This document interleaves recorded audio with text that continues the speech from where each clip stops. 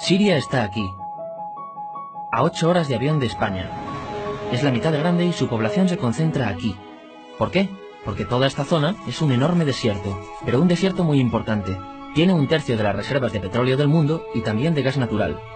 Según algunos, el nuevo petróleo. Para sacarlo de aquí y llevarlo a Europa, hay que rodear toda esta península y salir por el canal de Suez. Como te puedes imaginar, aquí te cobran. Pero hay otra manera más fácil, la línea recta. El que controle estas tuberías las puede abrir y cerrar, como un grifo. Si no pagas, no hay petróleo, ni gas. Esta región es increíble. La civilización en el planeta empieza en 3 sitios y este es uno de ellos. Mesopotamia, aquí. Sumer, que te sonará menos, pero es donde empieza todo, aquí también.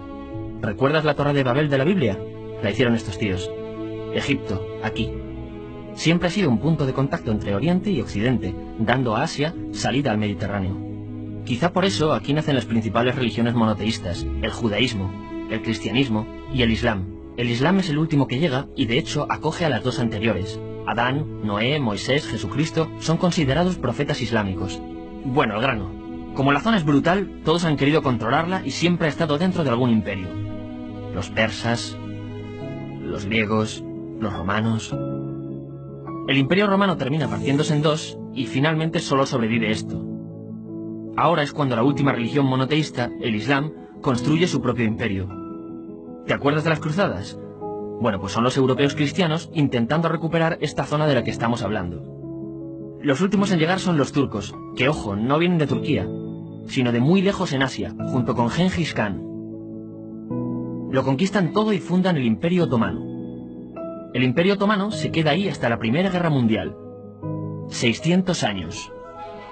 Cuando acaba la Primera Guerra Mundial, aparecen pequeños países donde antes estaba el Imperio Otomano. Y por primera vez vemos a Siria en un mapa. Hasta ahora la habíamos dibujado para no perdernos. ¿Y quién se inventa estos países? Bueno, lo que te voy a contar es alto secreto. O lo era en 1916. Este súper secreto se llama Acuerdo de Sykes-Picot. Los franceses y los ingleses no podían derrotar solos al Imperio Otomano. Solo podían si les apoyaba la gente que vivía dentro. En su mayoría árabes. ¿Cómo se los ganaron? Pues les prometieron la Gran Arabia, un país solo para ellos. El único problema es que era un timo. Antes de seguir, recuerda una cosa. Los árabes son un pueblo, pero no una religión. O sea, un árabe puede ser musulmán, puede ser cristiano, y antes del Islam parece que hubo tribus árabes con tradiciones judías. Bueno, pues a los árabes no les dieron ese único país que les habían prometido. En su lugar, franceses y británicos crearon muchos países pequeños. Estos países, obviamente, no eran países de verdad, sino zonas bajo su control, con gobernantes puestos por ellos. Durante este tiempo hacen lo que quieren con la zona. Recuerda que hay petróleo. Siria, aunque no tiene grandes reservas, tiene fácil salida al mar. Y Francia, que es la que se ha quedado con Siria, se lo da a compañías extranjeras. Después de la Segunda Guerra Mundial, los europeos se van. En el caso de Siria, son echados a patadas. Pero antes de irse, crean otro estado, Israel. No es el momento de hablar de ello, pero es un estado muy polémico que sus vecinos no reconocen. La prueba es que nada más irse los británicos, todos estos estados lo atacan. La zona, a partir de ahora, va a ser una bomba de relojería. Y mientras, ¿qué pasa en Siria? Bueno, pues no es muy estable. Tiene golpes de estado constantes. En esa época, aparece en Siria una ideología que se hace con el control y se expande por el mundo árabe, el Ba'ath. Esta ideología mezcla el antiguo sueño de una sola nación árabe con ideas socialistas. Y algo muy importante, es laica, o sea que no es religiosa. Siria se llega a unir con Egipto, un país con el que no tiene frontera. Pero no es algo raro, muchos de estos países intentan hacerlo también. Como recordarás, a esta gente se le había prometido un solo país y las ganas las seguían teniendo. Pero la unión falla. En este tiempo, Egipto les convence para nacionalizar el petróleo. En Siria, Al-Assad, el padre del Assad de ahora, se convierte en jefe del estado Ba'ath. En Irak, también Ba'ath, comienza a ganar fuerza Saddam Hussein. Las diferencias entre ambos países dividen a los partidos Ba'ath de otros países en pro-Siria o pro-Irak. Ahora ocurre la Guerra Fría. El mundo se divide en 2. O eres de Estados Unidos o de la Unión Soviética. Son años muy movidos en los que se pegan constantemente con Israel, invaden su vecino Líbano y comienza una oposición islamista al régimen Ba'ath de Assad. Los hermanos musulmanes. Vale, volvamos atrás un momento. Recuerdas que la mayoría de árabes eran musulmanes, ¿verdad? Bueno, pues dentro de los musulmanes hay 2 ramas fundamentales. Suníes, la mayoría, y chiíes. En el caso de Siria, a pesar de ser un estado laico, los gobernantes como Assad y los jefes militares eran chiíes, los cuales representan menos del 13%. En cambio, casi el 70% de la población es suní. Un dato curioso es que los cristianos son casi el 10%. Que los chiíes controlen el gobierno y ejército mosquea a la población suní, y ese sentimiento es aprovechado por los hermanos musulmanes, islamistas radicales suníes. Estos toman las armas en la ciudad de Hama, en contra del gobierno, y Assad acaba con la revuelta a costa de matar miles de civiles y encarcelar a mucha gente. En el año 2000, Assad padre muere, y le sucede Assad hijo. Ante las presiones, libera a muchos presos, trae internet y esperanzas de cambio. Hay un periodo de gran debate político y aparece la oposición. También vuelven los hermanos musulmanes. Los siguientes años son difíciles. Arrestan a la oposición. Y Bush incluye Siria en el eje del mal, y esto la aísla. Está mal visto negociar con Siria. Los kurdos, un pueblo que vive repartido por varios países de la zona, comienzan a protestar también. Hay represión y muertos. En 2011, te sonará esto, ocurre la Primavera Árabe. ¿Qué es esto? Bueno, es una protesta que se va propagando por todos los países árabes pidiendo más democracia. Como ves, el mundo árabe, a pesar de estar dividido en países, tiene tendencias generales.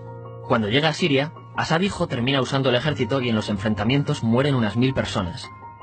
Los enfrentamientos irán escalando hasta que se conviertan en guerra civil. No hay un momento exacto de inicio. Lo importante es que hoy en día hay numerosas facciones en juego. Vamos a verlas. Pero primero piensa en que todo está dividido entre chiíes, la minoría, y suníes, la mayoría. Chiíes, y además laicos, o sea, no religiosos, son el gobierno de Al-Assad. Controla todo esto, que si recuerdas son básicamente las zonas chiíes del país, y está enfrentado al resto.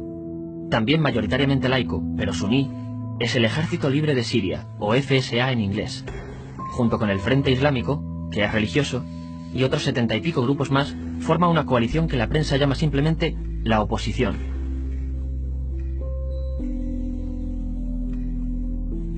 También suníes e islamistas, pero radicales, son Al-Nusra, llamados Al-Qaeda en Siria porque son básicamente eso, Al-Qaeda en Siria. Otros islamistas radicales son el ISIS o Estado Islámico. Salen de Al-Qaeda en Irak, controlan la mayor parte de Siria e Irak y se han hecho famosos por sus atrocidades. Su objetivo teórico impacta a muchos. Es un Estado Islámico a lo largo de Asia, África y Levante. Aunque a ti ya te suena, ¿verdad? En naranja tenemos al pueblo kurdo, que recordarás porque el presidente Al-Assad lo reprimió, al igual que gobiernos de países próximos también lo hacen. Ahora controlan militarmente esta zona. Antes de terminar, repasemos los apoyos internacionales a fecha de octubre de 2015. Las fuerzas de Al-Assad son apoyadas por Rusia, que ya tenía base militar en el país antes del conflicto, Irán y China. Todos son países de lo que Europa llama Oriente. En contra de Assad, apoyando a la llamada oposición, luchan Estados Unidos, Turquía, Francia, Gran Bretaña y Arabia Saudí. Podemos terminar con algunas conclusiones. Te advierto que esto ya es pura opinión. Si recapitulamos, vemos que la región es estratégica. Por su situación privilegiada, todos la quieren.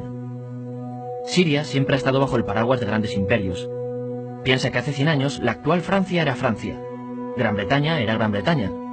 Pero es que hace 200 también, y hace 300 también, y hace 400 también. En cambio, Siria solo es Siria desde hace menos de 100 años, y solo se gobierna a sí misma desde hace poco más de 50. Además, jamás decidieron sus fronteras, se las impusieron. Europa dividió Oriente Medio a su antojo para controlarlo, diseñando países sin tener en cuenta su población. Muchos historiadores dicen que todo pueblo tiene la necesidad de manejar su propio destino, pero estos ingredientes que hemos visto juegan en contra de proyectos como la Siria Ba'ath, que encima usa la represión para mantenerse. En última instancia, lo que producen es una guerra civil. En este contexto no es extraño que aparezcan actores que se alimenten de la desesperación, el sentimiento suní de opresión y la visión de Occidente como invasor. ISIS usa la identidad árabe y la mitología de antiguos imperios.